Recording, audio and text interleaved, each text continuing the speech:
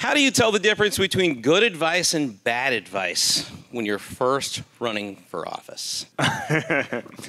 So that's a tough one to start with. There are a lot of folks in the room who have run for office as well, obviously, as the folks on the stage. One of the things that we were talking about when we were prepping for this panel is just that when you run, something that maybe you should have expected but didn't necessarily expect is everyone has the one thing you need to do to win your race. Like, everyone knows, and they're all different, right?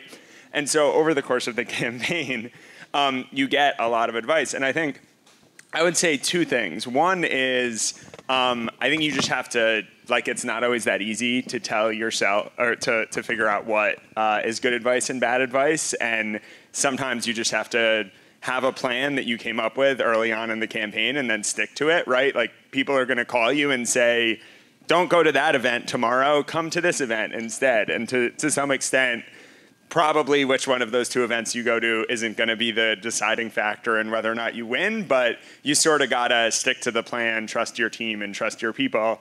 And then I'm going to take the opportunity to talk about the best piece of advice. Yeah, that's actually my follow-up. So, oh, it's great. Yeah. Then I won't answer that question. No, go for it. Oh, great. So I'm cheating. I knew the questions ahead of time. I think the best piece of advice I got on the trail was that, somebody told me this really early on, and I sort of rolled my eyes, like, sure, whatever.